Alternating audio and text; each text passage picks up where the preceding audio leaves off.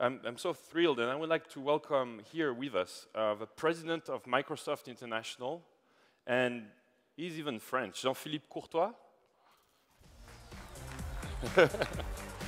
Bienvenue, Jean-Philippe. Please, on va se... Just take... Welcome, Jean-Philippe. Thank you. Bonjour. It's really my pleasure and honor to have you with us. Where are you based, Jean-Philippe? I'm based on a plane, but actually my home is in Paris. That's still? Okay. Yeah, still in Paris from time to time, like today. So thank you for supporting the web that much. Microsoft has really been a fantastic partner for us. Jean-Philippe, it looks like Microsoft changed a little bit. It looked like Microsoft was, like not that, fashionable a few years ago, and that, I have a feeling it completely changed. That you're really strong. And so, what happened? Well, I can tell you, Loic, I mean, I've been in this industry for 27 years, 25 of that with Microsoft, and probably the last 6-9 months have been some of the most exciting moments of my career. I think it's a lot about exciting technology that make actually people achieve good things. Think about Bing. It's about getting finally something that you search and getting a decision done. 50% of the people are lost with their search links and they are just losing patience. Think about Silverlight. I mean, Silverlight, we just announced the last release, Silverlight 4, is an amazing experience. I mean, here in this country, actually not just in this country, worldwide, the Tour de France was broadcasted live, high definition, the same with Roland Garros, and you had peaks of viewing like 65 minutes on the web because of the quality. Think about Azure. I think you can relate as well to Azure, which is our cloud services platform, which is available, I mean, broadly speaking, for developers, enterprise, small businesses to basically access elastic capabilities. Think about Bespark. I know in this room, because I've been bumping already in some great startups we've been working with as a company for the last 12 months plus. We have now actually a network of 25,000 startups companies working on Microsoft cloud services in the world. That makes things quite exciting. And you help startups. We'll come back to that. Anyone works with Microsoft in the room? Get help? You have a... Raise your hands. Yeah, Zobni, of course. So what's your role? What is behind the title? What is it, President of Microsoft International? So what is it? My role is to really work across 240 countries in the world. I must admit I'm not visiting all of them. I've been probably touching 90 of them last 2 years. Running all operational Microsoft in outside of North America, so Europe, Middle East, Africa, Asia, Latin America. It's about doing very different things. It's about enabling startups. I may have a chance to talk about some exciting startups I met with. It's about enabling a new generation of kids to use technology. I was, as an example, with Mr. Socrates, Prime Minister of Portugal, who announced this beautiful device called the Magellan device, of course, Magellan, Portugal. And they have decided as a country to get a whole new generation of kids from 6 years old to 11 years old to have a netbook with a 3G broadband subscription, coming back home in the classroom to take notes. It's a big revolution, a good one, happening in Portugal right now. It's a national PC initiative, which is about getting Portugal up in the ranks of the EU countries in terms of the knowledge society. And my role is also, hopefully, to help and partner with governments when the times are tough. I was with the government of Puerto Rico just last week, announcing a partnership to skill a few hundred thousands of people who don't have a job anymore. And I think that's part of our mission as well as a company. Who don't have a job, and what do you do for them? So what do we do? There was a very interesting study by IDC recently showing that 77% of any jobs requirements in Europe require some basic IT skills. It will be 90% in 5 years. So what we provide is a digital curriculum, is support tools to get actually people unemployed, working with labor agencies and so on, to have access and to be at least a little bit fluent with IT so that they can take a job, not an IT specialist job necessarily, but actually even a clerk job, assistant job. And it's working very well. So that's one of many examples, of course, on top of the business excitement I have, which is part of my role as also an ambassador somewhat of Microsoft in the world. And so when you joined Microsoft, Jean-Philippe, how many employees? So when I joined Microsoft, I think we were close to 400 people. No. Yeah, that was 400 people. That's one of the reasons why I joined Microsoft. It was almost a startup. It was back in 1984. I joined the French operation in Les Ulis, which we don't have anymore this office. We just moved actually. Yeah, you have a kick-ass now. We're a pretty nice place. In front of TF1. Yeah, pretty nice place in Issy-les-Moulineaux. And the company was a startup. I mean, really, we're just starting in UK, France, and Germany. Japan was going to happen. And I joined this incredible company, and I've not seen the time passing for the last 25 years. But so you feel this room is full of entrepreneurs. Yeah. Do you feel like you're an entrepreneur? Because taking a company from that size to, what, 100,000 now? 90,000 plus, something, yeah. Right, barely. It must be, I'm actually very jealous. I'd love my company to be that big soon. Yeah, I mean, I have a lot of respect for true entrepreneurs who create a company from scratch, which I have not done. But the two companies, I've actually joined two companies in all my career. One was a complete startup. It was a French software company in Nice, because I grew up in the south of France. That company developed actually an operating system for the Apple II before the PC shipped. And my mission with my friend was to develop the first accounting package software for the small business community, which we call today an ERP. And I got a lot of fun. We were 10 people. And then I joined Microsoft with a few more people. Yeah, I think we tried the biggest challenge for any startup growing fast is to stay nimble, is to stay agile, and to stay connected with your customers all the time. So yeah, let's talk about that. You are supporting the startups, and here I'm directly addressing what you can do for this room. Yeah. We see you everywhere with BizSpark, and I have to actually, be as my other hat, Sismic, said that it's extremely impressive on how you can help. How can you help them? So what we are doing in essence today with 25,000 companies that joined the BizSpark initiative worldwide is really three things. One is enabling startups companies, software startups, innovating companies to use our development tools basically for free, as long as they are less than 3 years in business and they are a real startup company. So I can get any Microsoft software for free? You can actually use for free the Visual tools, Visual Studio tools, .NET from Microsoft.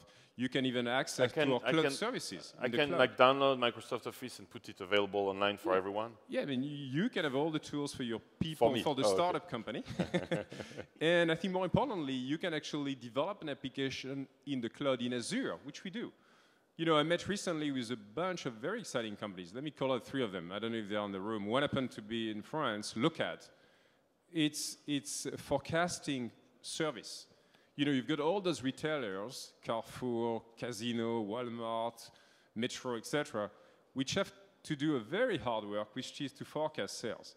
And they have zillions of data they are supposed to forecast by product, by reference, by shelf, by store. The concept of this company, which is very interesting, they've actually mastered a number of the key statistical methods to do forecasting, smart forecasting. They're even tagging the forecasting data from many other companies. And you'll basically have to upload your terabytes of information from your backend system, etc., but hold the history. And the system will actually provide you with a service of the smartest possible trends of your forecast. It's an amazing service. Yeah. That's one example. So the last point I would say in terms of startups, we are trying obviously to get them connected to the business community. So we are extending BizSpark with what we call BizSpark One, which we just kind of announced recently, which is more a one-to-one relationship with some coaching, connecting with VCs. And I must say, we started actually in this France 4 years ago, probably the godfather of this initiative called IDE in French, IDs. And we got about 1,000 companies created. And some of those you help them. So you help connect them to VCs, and Daniel Lewin is to raise funds, and we help them to connect to some customers as well, which I think is very important, beyond their country, in China, in the US, or globally. Very cool. So we'll have to give your cell phone to everyone here. No, you can actually just go downstairs and meet Microsoft. But before I let you go back to your busy 100,000 people company, Jean-Philippe, when do you think you will solve this problem that we have in the room, which is to have so many code bases? You talked about Silverlight, and so the vision is really to have one code base, so be able to code one application for one, and then take it to many platforms, right, including mobile. So you think it's going to take? Well, I think this is at the core, Loic, of our vision and what we are trying to achieve. When we talk about 3 to 4 screens in the cloud, which is about enabling any kind of business, consumer services to span across a mobile, the small screen, a PC, the medium-sized screen, a large screen, which can be a TV or maybe a digital world very soon that we're going to touch, and enabling that with some cloud services like Azure, and doing that with one application that can actually work on all those platforms, so that's exactly what we are achieving as a company. I can create an app, like a Twitter app, for example, and it will work on an iPhone? Well, I mean, you can do a lot. As you talk about Twitter, I think interesting enough, we just announced recently, I know there's a lot of news going on, some real-time web search having access actually to Twitter feeds. In Bing. Yeah, and you were transforming a lot. Yeah, we're the first one to do that, and transforming a lot of noise into real knowledge and decision for the people, which people love. So let's finish by your vision on the theme of the web this year, the real-time web. So you said it was important. You have made a series of announcements on Bing, especially. How important is it? Is it just something that you think is a fashion, will fade away, like we were calling Web 2.0 and so on? No, I think it's going to be here for a while. I mean, if you think about it, Messenger, which has been around for about 10 years, is a real-time experience, right? Where you chat and exchange with people all the time. And by the way, this is being used in some very creative ways by companies, communities, and marketers to actually expand their brand and community of consumers.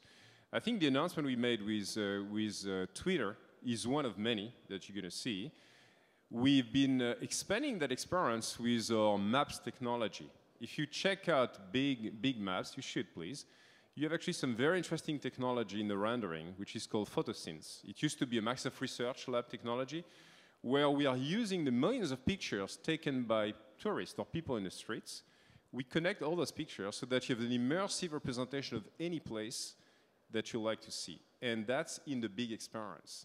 And then you overlay on top of that the Twitter feeds based on a tag, on the data, on the news, or something that matters. I mean, that's a lot. I was talking yesterday as an anecdote to the head of the London police, which is huge. And the head of this organization was actually incredibly, excited about this opportunity to connect all the information happening on the ground to get the police much more effective in their mission.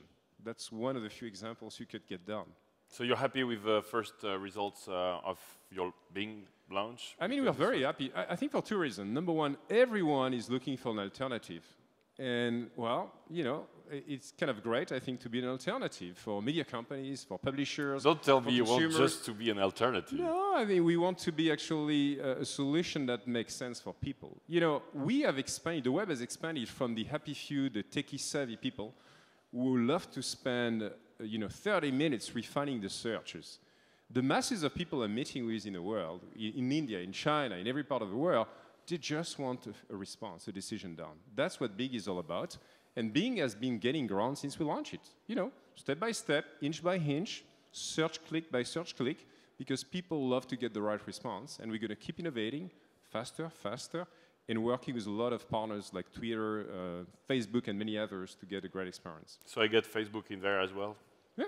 And other social software. Jean-Philippe, this is very impressive. I really want to thank you again, and I really, again, suggest you go and meet Microsoft, Jean-Philippe and his team, all during the conference. Sorry, you had... No, if you let me, look, I wanted actually to share a news that we're announcing today. So, as I'm here live, I'd like to announce... We like news. Yeah, it's a partnership announcement.